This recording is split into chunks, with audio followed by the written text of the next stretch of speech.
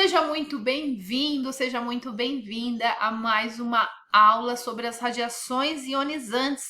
E hoje nós vamos falar sobre os dispositivos que medem as radiações ionizantes. No vídeo passado nós falamos da quantificação, como quantificar as radiações, como medir as radiações. E hoje nós vamos mostrar os aparelhos, os dispositivos que fazem essas medidas. Você, como estudante de radiologia, precisa conhecer pelo menos os principais monitores de radiação. Isso te ajuda a entender mais sobre proteção radiológica, dosimetria aí das radiações, te ajuda a entender mais a formação da imagem, porque nos processos de formação de imagem existem detectores específicos para esse fim. Então, eu quero te ajudar nesse caminho, eu quero te mostrar de uma forma que você não aprende no seu curso tradicional. Então, se você não está inscrito nesse canal, já aproveita e se inscreve, porque toda semana a gente tem um conteúdo aqui para te levar para o próximo nível. Então, vamos lá ao vídeo de hoje. Então, o primeiro detector que eu quero te mostrar, ou o primeiro dispositivo aí que mede as radiações, é a câmara de ionização.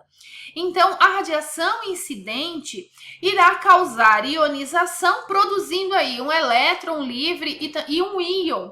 Isso será quantificado. Esse processo de interação acontece no gás que preenche aí a câmara de ionização. Então, esse é um dos dispositivos. O próximo dispositivo que eu quero te mostrar é exatamente o contador proporcional. Tô te mostrando aí, então, nessa foto que nós temos, é a parte sensível. Então, lembra que no vídeo passado eu te disse que um monitor, um detector de radiação, ele vai ser composto basicamente por dois componentes. A parte sensível desse detector, ou seja, onde a radiação vai interagir, e no outro segmento, na outra parte, nós vamos ter aí onde iremos fazer a leitura, e na verdade tem toda a parte integrada, a parte eletrônica, a parte de funcionamento, de processamento daquelas informações. Então aí eu estou te mostrando a parte sensível. Então esse tipo de contador proporcional, então a radiação incidente deve causar aí um sinal que é proporcional à dose de radiação. Então, aqui a gente não vai ver aquele gráfico das tensões de operação. Isso é papo para uma outra aula. Aqui eu quero te mostrar basicamente os dispositivos que quantificam aí as radiações ionizantes. Então, por isso que a gente quer fazer aqui uma aula diferente que você aprende no seu curso tradicional. Aqui eu vou te mostrando parte por parte. Então, aqui vamos só nos ater aí aos dispositivos. Esse tipo de monitor, ele vai ser conveniente, esse tipo de detector, ele vai ser mais conveniente aí para ser utilizados para detectar raio-x, elétrons de baixa energia, as partículas alfa, e também podem ser utilizados aí para os nêutrons. E aí o próximo dispositivo, ou monitor de radiação, é o monitor tipo Geiger-Miller, que também a gente abordou aí na aula passada. Esse é um detector que foi desenvolvido em 1928 e é um detector amplamente utilizado até os dias de hoje. Na medicina nuclear, ele é amplamente utilizado. E esse detector, esse monitor de radiação, ele é de fácil operação, ele é baixo custo, na verdade, ele resolve, né? Ele é um detector robusto, né? Como dizem por aí, é pau para toda a obra quando se diz em relação às medidas das radiações.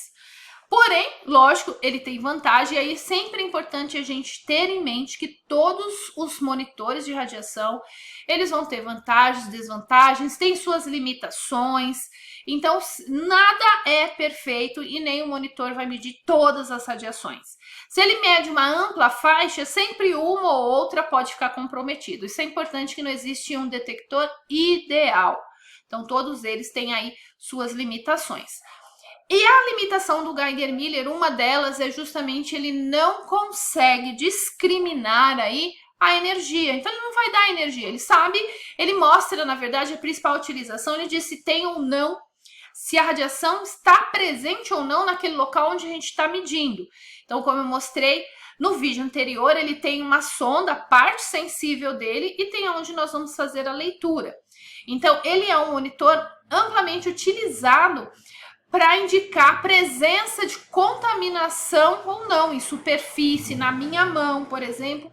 Então, ele tem essa utilização na parte de segurança, na proteção radiológica. Então, por exemplo, um serviço de medicina nuclear é obrigatório ter pelo menos 2 monitores como esse. Por que 2? Porque um pode quebrar e eu sempre tenho que ter um outro de reserva. Ele vai ser mandado para calibração, eu tenho que ter um de reserva. Então, no mínimo, 2 detectores como esse em um serviço de medicina nuclear. Ele mede dose, ele mede exposição. O próximo dispositivo que eu quero te mostrar, o próximo detector, é o detector por cintilação. Então, lembra que a gente também comentou esse nome cintilação? Então, a interação que vai acontecer quando a radiação interage no cristal. Então, quando a gente fala em detectores por cintilação, a parte sensível é um cristal. E aí eu vou usar de novo um exemplo da prática, e aí eu comentei no vídeo passado que a cintilação a gente usa na medicina nuclear, por isso que as imagens chamam cintilografia, que é o processo, o fenômeno que gera o sinal, então dá um nome à imagem. E aí esse tipo de cristal mais utilizado nos equipamentos de medicina nuclear, na verdade é o amplamente utilizado, é o iodeto de sódio ativado com talho. Então esse cristal, quando a radiação incide nele, produz luz. Lembra que as propriedades, uma delas é a geração de luz que vai acontecer nesse tipo de detector. E aí a luz que é produzida, que a luz que for produzida, ela seja proporcional à energia da radiação incidente. Então, por isso que pode ser utilizado aí para gerar o sinal, para quantificar. Esse tipo de detector também pode ser utilizado para monitoração de superfície, para a gente saber qual tipo de material radioativo que está depositado naquela superfície. Porque esse tipo de detector, ele discrimina a energia da radiação. Então, com ele, a gente consegue saber qual a energia da radiação incidente. O próximo são os detectores semicondutores. Então, o material semicondutor, os diodos, que são materiais semicondutores, né, os diodos de silício, serão utilizados aí nesse tipo de detector. Então, ele serve para quantificar partículas carregadas, alfa, prótons, fragmentos de fissão. Então, uma das utilizações desse tipo de detector utilizando diodos de silício é justamente essa.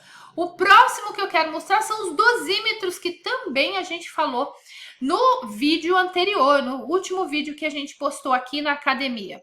Então, os dosímetros, que são monitores de radiação pessoais, eles podem ser aí de TLD, que são os termoluminescentes, pode ser os OSLs também, que são os dosímetros opticamente estimulados por luz, os dosímetros OSL, e também os filmes dosimétricos. Então, esses são materiais. Então, os TLDs são cristais, que também, quando a radiação interage, deposita sua energia, ioniza um elétron daquele átomo, porém aquele elétron que é ionizado, ele fica preso numa armadilha que existe no cristal.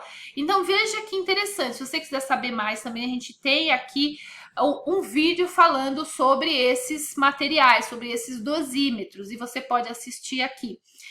E aí o filme dosimétrico é como o filme radiográfico, ele vai ser sensibilizado pela radiação, vai causar um enegrecimento, e aí a gente vai, a partir da medida daquele enegrecimento, ter a quantificação da radiação ali incidente. Esse processo é mais indireto, mas também é um processo que pode ser utilizado aí para medir as radiações.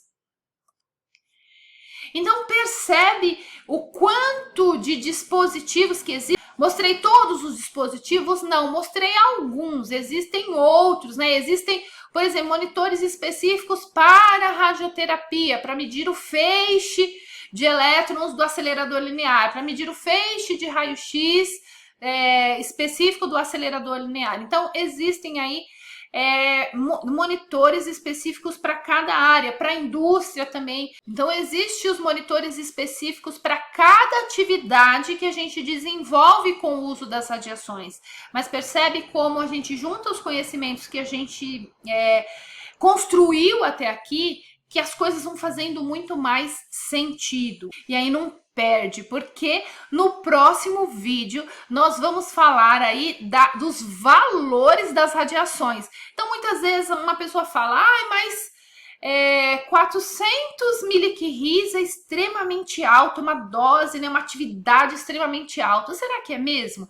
Então, a gente vai aprender aqui a fazer comparações. Como eu comparo valores para dizer se esse valor é alto, esse valor é baixo. Então, muita gente tem dúvida em relação a isso. E isso vai ser, então, falado no próximo vídeo. Se você gostou desse vídeo, deixa um joinha e aproveita e compartilha com aquele seu amigo que também precisa aprender sobre esse assunto. Qualquer dúvida, só deixar aqui nos comentários abaixo e eu vejo você no próximo vídeo. Tchau, tchau!